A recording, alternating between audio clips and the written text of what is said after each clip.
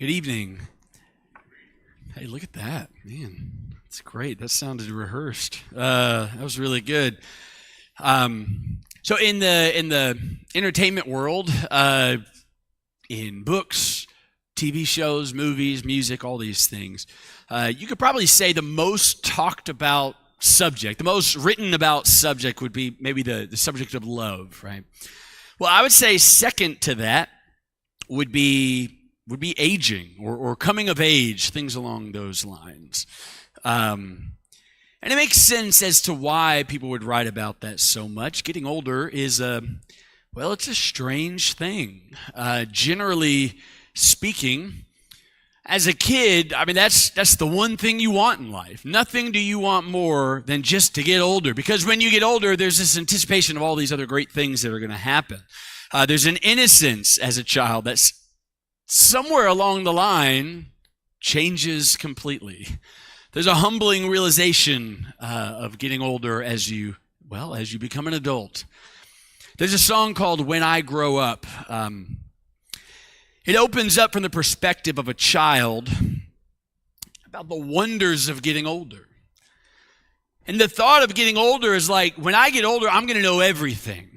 When I get older, I'm going to be able to make my own rules. When I get older, I'm not going to be afraid of anything. But then the song ends really from the adult's perspective.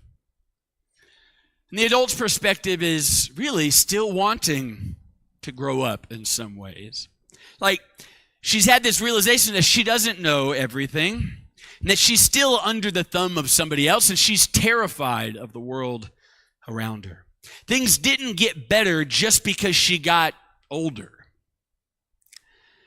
And I think people know this, really. Again, there's at some age when we suddenly don't want to get older anymore, where we suddenly don't want to see the candles on the birthday cake. We don't want the birthday to come around. And there's at some point when we want to really start going backwards. To quote another song, the writer says, "I'm so scared of getting older. I'm only good at being young. And so I play the numbers game to find a way to say that life has just begun." In an attempt to kind of reverse the process, people really do a lot of things. They jump through a lot of mental hoops to convince themselves that things aren't going in that direction. Or they pay a whole lot of money to have these physical changes in their lives. Really, at some point, just to realize there's no way to stop the train of getting older. It's just what happens. And you can see how this could make for some pretty good songwriting material, right? But is this how followers of Jesus ought to feel? Is this the biblical perspective of getting older? Like aging itself, are these the feelings, or are these feelings towards aging, are these just inescapable? Is this how we're just kind of supposed to feel? Well, of course, the Bible does address getting older. Given how many narratives are in the Bible and how many years are covered, it would make sense that it speaks about aging indirectly, but oftentimes very directly. And this evening, I want to discuss the biblical view of aging. And this is not going to be some exhaustive list of passages. I'm pretty limited in my abilities as far as that is concerned. However, we will see this evening that the Bible provides a great amount of insight to this progression of life. And it shows examples of lives that were full of days. It's a phrase that's used often in the Bible. And these examples are ones that we can learn from and emulate. When we start talking about the topic of a biblical view of aging, I can sense the young people tuning out. This is very much a lesson for young people. You could even argue primarily for young people, and we'll get to that more towards the end, but this is my pitch. Stay tuned, all right?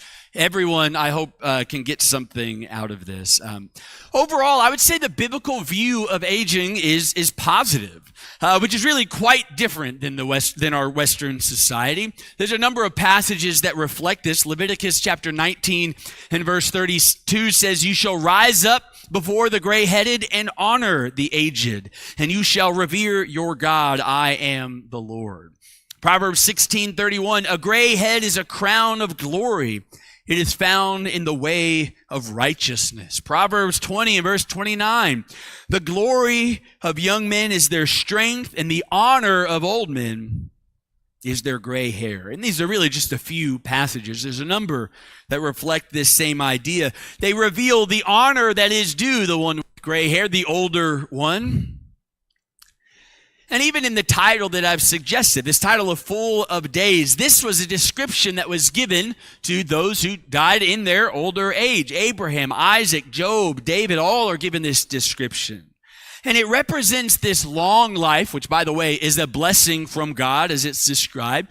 But not just a long life, it was a good and satisfied life.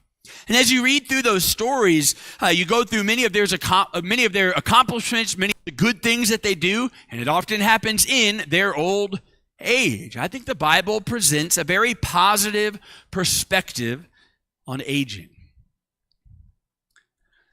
However, it's realistic in its presentation as well.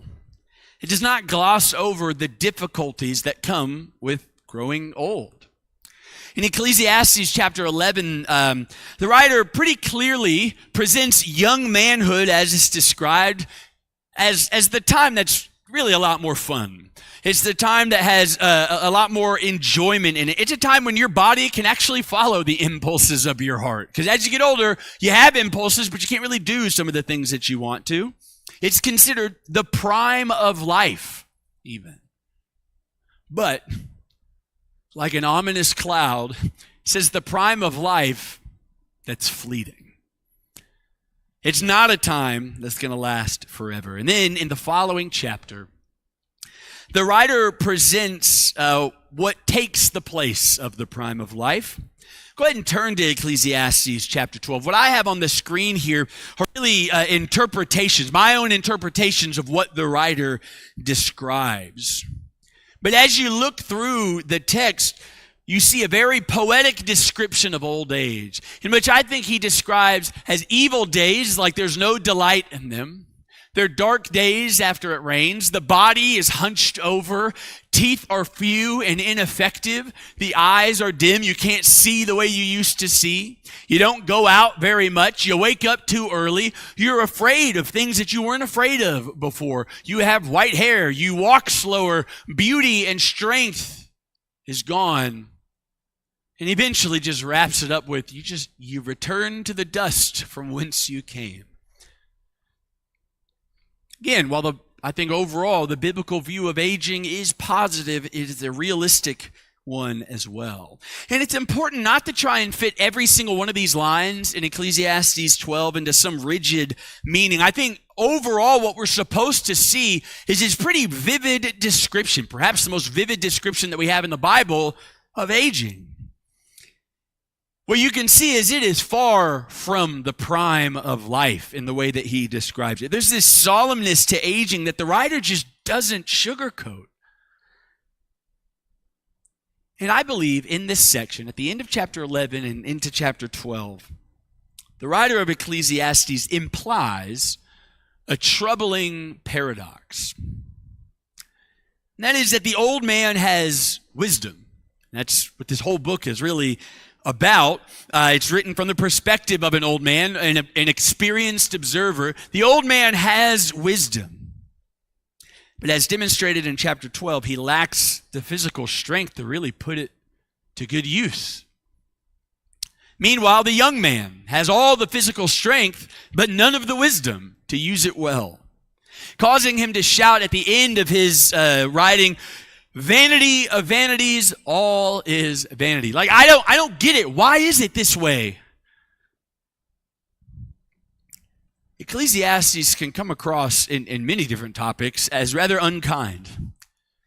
And yet it's a realistic presentation of the world. However, the writer always brings the reader's attention back to God. And while the writer presents a rather bleak picture of aging, he does give a peculiar, yet I find extremely important detail to start chapter 12. He says, "Remember your Creator in the days of your youth." This is consistent with the message to the young man back at the end of chapter 11. Though the young man is encouraged to follow the impulses of his heart, he said, but keep in mind that you will be judged. By whom? Your Creator. Yes, go ahead, follow the impulses of your heart, but he suggests you ought to do that carefully and not give in to certain impulses like bitterness and anger. So enjoy youth, yes, but remember your Creator. And I find Creator to be a rather appropriate description in this context because he is the one that formed you. He's the one that has given you life. He is the one who has given you young manhood, and he is the one who has given you old age. He is your Creator. The realistic presentation of old age in Ecclesiastes 12 is unavoidable.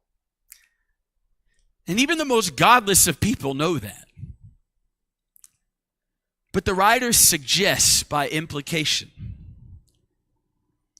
that considering God in your youth, remembering your Creator in your youth, will influence your future positively. There is good that comes with that. The advice not only provides guardrails in young manhood, but it serves as a guiding light into old age.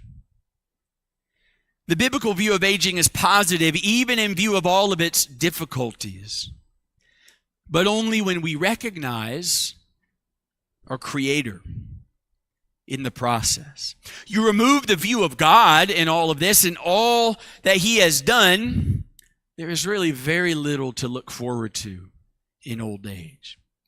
But if we consider our Creator, or if we do as Peter suggests in 1 Peter 3, sanctify Christ as Lord in our hearts, then we will see blessings of old age, even in the midst of trials.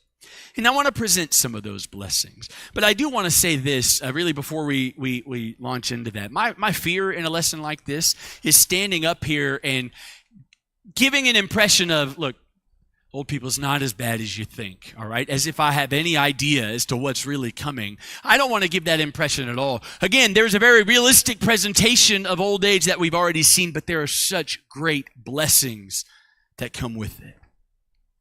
The Bible presents blessings that come with old age if we remember our Creator. And they're not just presented as like silver linings or like consolation prizes or something like that. They are genuine blessings that we ought to look forward to, young people. Blessings that are written in such a way that it's better than being young. Old age brings, perhaps most obviously, greater knowledge of the world, right? That's often what we consider. There's a greater knowledge and understanding of the world, but also of God.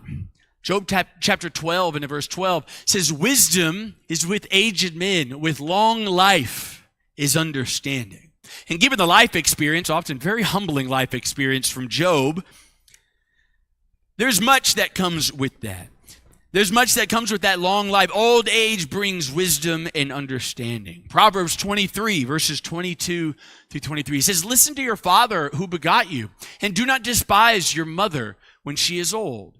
Buy truth, and do not sell it. Get wisdom and instruction and understanding. If listening to and honoring your father and mother is the thing to do, then it would stand to reason that you're buying truth from your parents, right? You're buying truth from those who have experienced things, who have been through things, who know how the world works.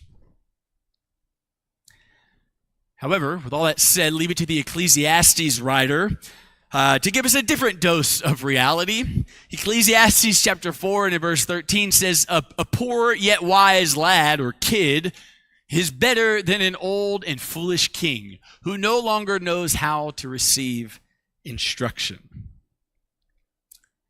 It's not as if getting older, just the simple act of getting older, tacking on new numbers to your age makes you wise. This would be a rather childlike approach to aging. In fact, I remember when my oldest daughter Charlie was 4, we got her a bike, and she was scared to ride the bike. She didn't want to, but she would confidently say, in really a matter-of-fact tone, that, yeah, but when I turn 5, I'll know how to ride it. Like as if there was something that would happen just overnight that would suddenly make her be able to ride the bike. Like there is something magical in that number. That's not how biblical wisdom works. It's not as if we suddenly become wiser just because we have gone up in age. Nonetheless, I will say Ecclesiastes 4 is the exception, not the rule. Generally speaking, those who are older are in fact wiser. But this is still not inherently a good thing. The blessing really still kind of fits in that paradox of the Ecclesiastes writer. Okay, fine, sure, I have all of this wisdom, but I still lack the physical abilities to really do anything with it. So what good is that? Well, the biblical picture is that wisdom would be shared. It would be passed down. And that sharing of wisdom is actually seen as a greater blessing. And I want to take some time with this point. Because the older I get, the more I see as Titus 2 as being a passage that is not taken advantage of as it should be. Where you have older women passing down knowledge to younger women. Older men passing down knowledge to younger men. This is something I did not take advantage of as I should in my youth, and this is something that I strongly encourage young people to take advantage of.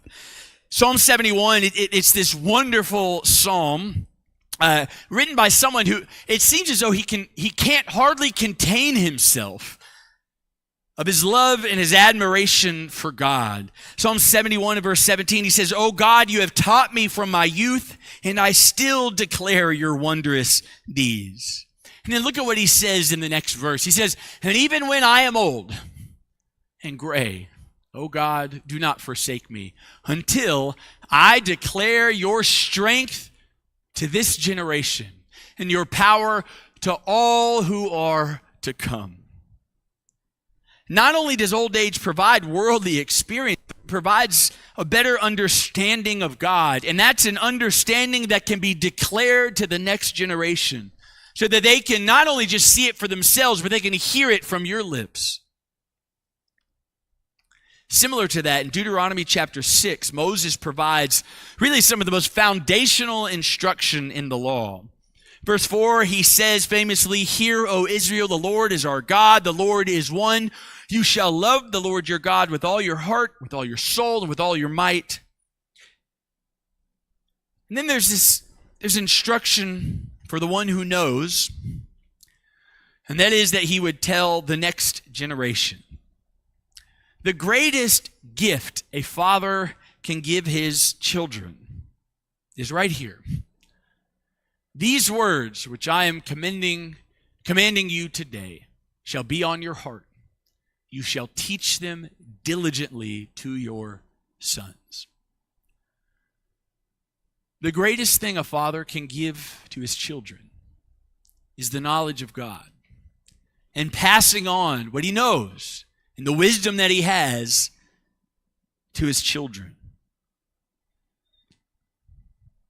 And he then talks about speaking these things everywhere you go. And when he says everywhere, he means everywhere. You're writing it on the doors of your home, even on your hands and on your foreheads. You are bringing that knowledge that has been passed down to you everywhere you go.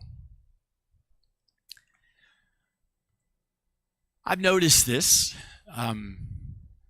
with physical limitations. There tends to be a struggle with self-worth. Perhaps this is more commonly seen in men, but certainly not unique to men. But where there is physical limitations, there is often a struggle of self-worth. However, the Bible shows ways in which service can be rendered apart from physical strength. And it's even valued greater than physical strength. There's an interesting story in 2 Samuel 19, and I'll be honest, I've read through 2 Samuel before. The name Barzillai, I couldn't have told you anything about him prior to preparing for this particular lesson. Go ahead and turn there, 2 Samuel chapter 19. There's an interesting story here where David is restored as king throughout the land following the incident with Absalom. And David is going from region to region, almost on like some campaign trail. And when he goes across the Jordan, he is met by an important man by the name of Barzillai. And Barzillai is described as very old. That's literally how he's described. He's mentioned that he is 80 years old. But he shows great generosity to David. He feeds him and all of his men. And David appreciates all that Barzillai has done for him, to the point where he even offers to take Barzillai back to Jerusalem with him. But look at what he says in verse 34. 2 Samuel 19 and verse 34. Barzillai says, "How long have I yet to live, that I should go up with the king to Jerusalem? I'm now 80 years old. Can I distinguish good and bad? Or can your servant taste what I eat or what I drink? Or can I hear anymore the voice of singing men and women? Why then should your servant be an added burden to my lord the king? Your servant would merely cross over the Jordan with the king.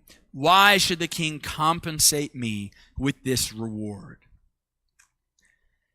First, notice just the realistic presentation of old age. Like, I'm not going to be able to taste whatever's given. I can't even hear people singing anymore. Like, I don't want to be a burden. But what I find interesting is Barzillai does not let the bitterness of old age take over. He does not wish to be a burden to him, but he doesn't allow his physical weakness to prevent him from showing great hospitality to the king. But keep reading, though. Look at verse 37. It says, "Please let your servant return, that I may die in my own city near the grave of my father and my mother. However, here is your servant Chimham. Let him cross over with my lord the king, and do for him what is good in your sight."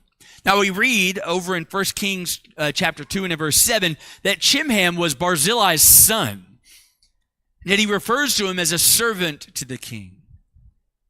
So while Barzillai knows that he personally will be little use to the king, something that perhaps in his younger days he would have wanted eagerly,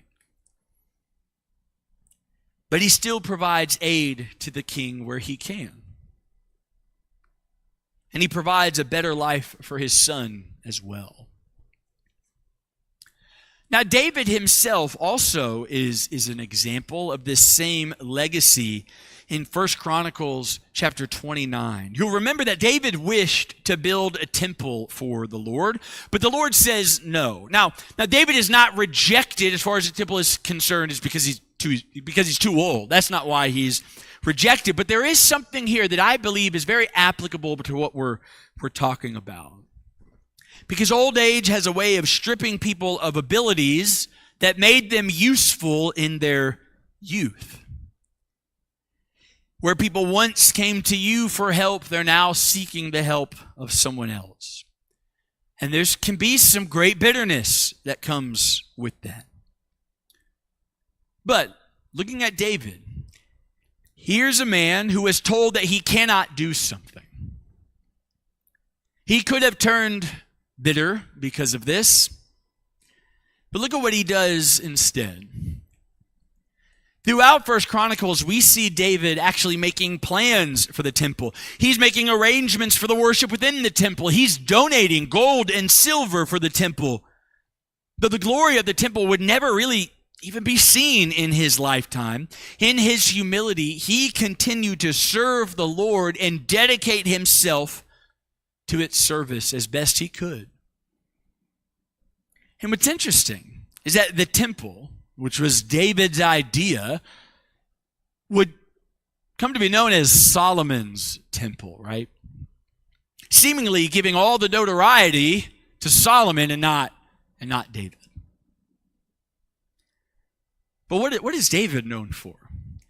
David becomes known for the house of David, which did not refer to any physical home or any physical temple, but a lineage, a family. something synonymous with God's people. It was a lineage that would bring forth the Messiah, our Savior, Jesus. And there's a reason why it's connected to David and not Solomon, because David was a man after God's own heart. And he gave an even greater gift to Israel. From the very beginning, man is given a task in the garden, work to be done. And there can be great value associated to that work. And in our youth, man, work is easy to find. You can get up and do anything, right? You are limitless. But in old age, a task is going to look different than it did when you were younger. And that's a reality that we have to face and we have to prepare for. And it's probably not going to surround or center itself around what you can do physically. But God has still given you a task. God has given you a task far greater than what you can do physically. It is one of greater value, but only if you have eyes to see it. Only if you remember your Creator. Only if you sanctify Christ as Lord in your hearts. Thirdly, and this will kind of seem counter to the point that I'm trying to make, I do think the biblical view of aging is a blessing. But in old age, you know that the end is near. That this is the final stage. But with that comes a better perception of time. I don't know the last time you really hung out with young kids. I have the blessing of doing that each and every day. You realize pretty quickly young kids have no perception of time at all. Especially when it comes to their birthday. You can ask my 4-year-old, and she says her birthday's right around the corner. It's not till September, but she feels as though it is right there. Christmas time comes around, and man, every day might as well be Christmas. Some friends of ours got us this Advent calendar, which is kind of exciting because you open up each day and there's a little trinket in there and stuff like that. Usually ends up in the trash, but they have fun with it right along the way. But it's very confusing because every single time Millie thought that it was Christmas. Every time she got to open up that, she's like, no, you still got like 23 days. See, there's numbers here. Anyways, they have no perception of time. Things can't come fast enough. So that's one end of the spectrum. And then the other end of the spectrum is they are incredibly impulsive. They have no perception of future events or consequences. A child's impulse is something that must be trained, because they don't often think about what's going to happen after they do this thing. They struggle with wrapping their heads around future events. And you know that neither of these ends of the spectrum help children make good decisions in the moment. But you know what old age does? Gives you a better perception of time. You know time better than young people do. A blessing of age is a better understanding of time. Ecclesiastes 3 contains a pretty well-known poem about how everything has a beginning and everything has an end. That God has arranged an appropriate time for everything. And then in Ecclesiastes 9, the writer takes it a step further and says, while that is true, not everyone knows their time. Not everyone knows when that time will come. And the knowledge that time moves fast can help in two different ways. One, it can encourage you to just stop and smell the roses. It can encourage you to pause and enjoy whatever it is that you have, because you know it's fleeting. You know what you have right now won't be here tomorrow. And that really is the conclusion that the writer is making in Ecclesiastes 3. I know that there is nothing better for them than to rejoice and to do good in one's lifetime. Moreover, that every man who eats and drinks sees good in all his labor. It is a gift of God. A better understanding of time can help you better enjoy life. Whether that be a meal, whether that be a vacation, whether that be time with grandkids, you can soak that in better. I see my parents, I see Hannah's parents, when they enjoy time with our grandkids, they soak it in far better than I do.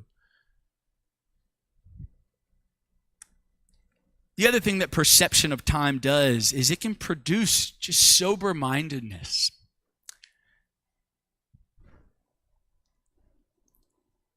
It can produce this sober-mindedness. It can help filter out things that just truly don't matter. And this is such a blessing, because how many days of my life have I wasted worrying about things that just don't matter? Ecclesiastes chapter 7 and verse 2 says, it's better to go to the house of mourning than to a house of feasting, because that is the end of every man, and the living takes it to heart. He goes on to talk about how wisdom is in the house of mourning. Those who are wise take this to heart because they know that death is coming. And old age kind of makes that reality much more real, that young people simply cannot wrap their heads around. A true understanding of that will truly sober you up in certain decisions that you're making. And you can filter out what's just dumb and should be avoided, and you can save the power in your mind to make decisions on things that actually matter. What a blessing that is. If you remember your Creator, if you sanctify Christ as Lord in your hearts. Finally, old age can help you focus on the inner man. While youth has a tendency to focus on the outer man, the physical, the beauty, these type things, old age has a way of forcing you to think about the inner man, something that God views as far more important. Look at the way Paul describes this in 2 Corinthians chapter 4. Go ahead and turn there. I want to read a lengthier passage there. 2 Corinthians chapter 4.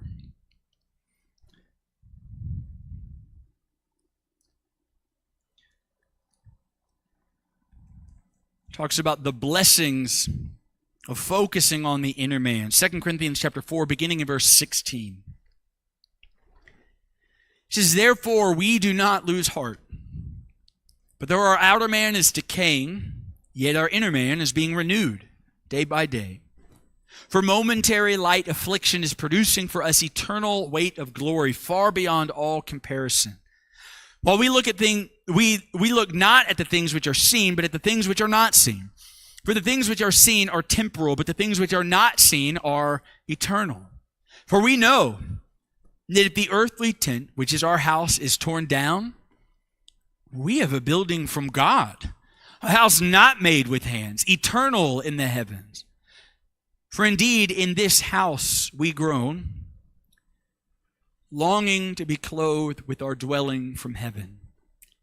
Inasmuch as we, having put it on, will not be found naked. For indeed, while we are in this tent, we groan, being burdened. We don't want to be unclothed, but to be clothed, so that what is mortal will be swallowed up by life.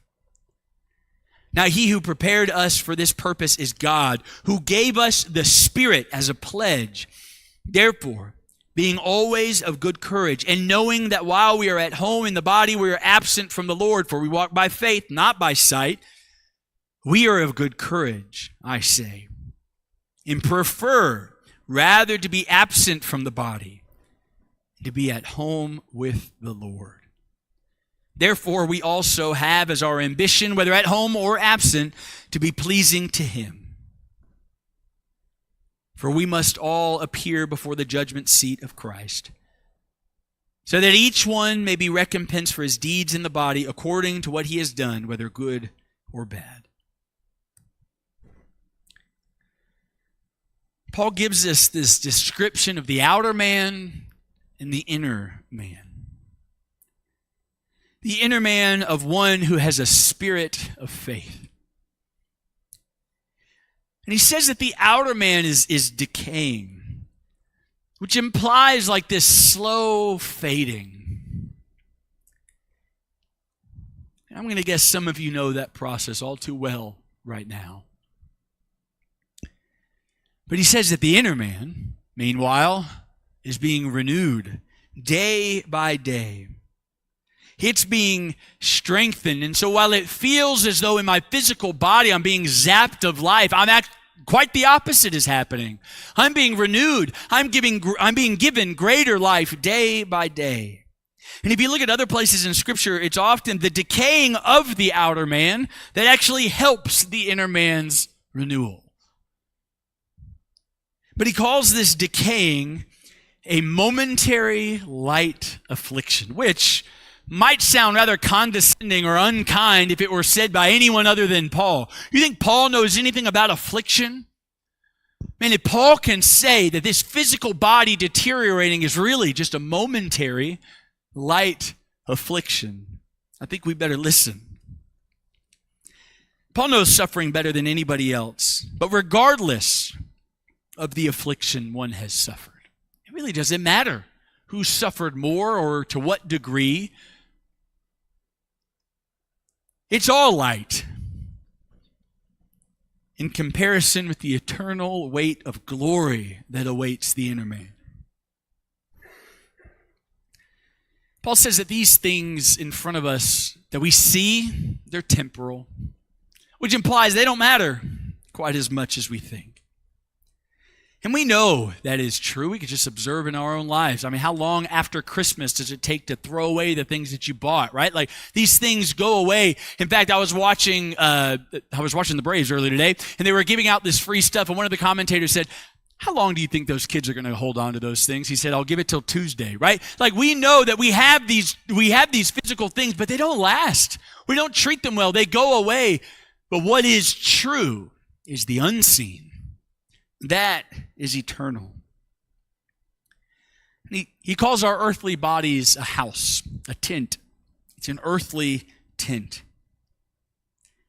And he knows that if it's torn down, if it deteriorates, if there is that slow decay, you know what? There's a better tent that awaits.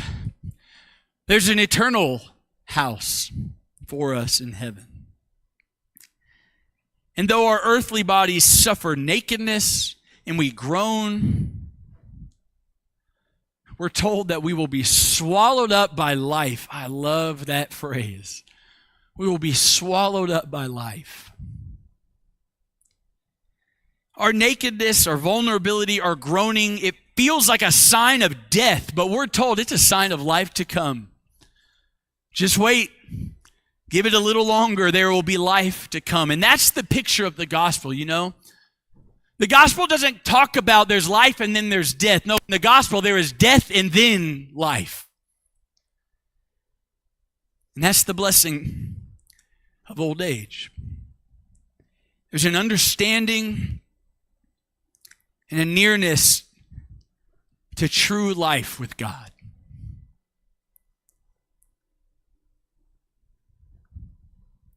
And therefore, as Paul concludes, we have as our ambition, whether at home or absent, to be pleasing to him. You see, there's better motivation. There's clearer thinking. There's that sober-mindedness that a decaying body provides. The great paradox that the Ecclesiastes writer presents, that the old being wise but unable, and the youth being able but unwise, it does not have to be evil or a vanity of vanities as he describes. I hope we've seen that. That those who are old are able to do great things, not only for themselves and their inner man, but perhaps especially for the sake of others, in their generosity and in their wisdom. But again, if you've sanctified Christ as Lord in your hearts and you remember your Creator. But of course, as I alluded to at the beginning, there's a lesson for young people too. Because it's not that the youth are incapable of being wise. You can be wise. You can have a deeper appreciation for your abilities right now. Those physical abilities that God has blessed you with, you can appreciate that more if you listen to the wisdom that's being passed down. You can see them as a gift from God, and you can truly enjoy them and take advantage of them. But you can focus on things that matter, rather than giving attention to youthful concerns and pleasures. If the old who are righteous teach with humility, and the young who acknowledge their Creator listen with humility, then we will truly grow as a church into the body of Christ as we should. And I hope that's what this lesson shows us. The biblical view of aging is a positive one. And young people, we ought to look forward to that. And those who are older, glory in that and rejoice. Full of days is a phrase used to describe one who has lived a long and satisfied life. And you can look at the lives of Abraham, Isaac, Job, and David. And though they certainly made mistakes, they complicated their own lives in many ways. They lived lives of faith. Lives that honored their Creator. And you can compare that to Jacob. Notice his name is not in this list. You remember how Jacob summarizes his life? Few and unpleasant have been the years of my life. You know why they were few and unpleasant? Jacob did not remember his Creator. Jacob is constantly deceiving other people. He's constantly looking out for himself. He's constantly on the run because he's taking advantage of others. Let us all strive to live a life full of days. May it be our ambition to remember our Creator and to please our God in our youth and in our old age, until the day we get to live with Him eternally. Is that a day you're prepared for? If it's not, this is an invitation to go ahead and start that road. Go ahead and start that walk with Jesus. If you have not been baptized into His body for the forgiveness of your sins and received the gift of His Spirit, why are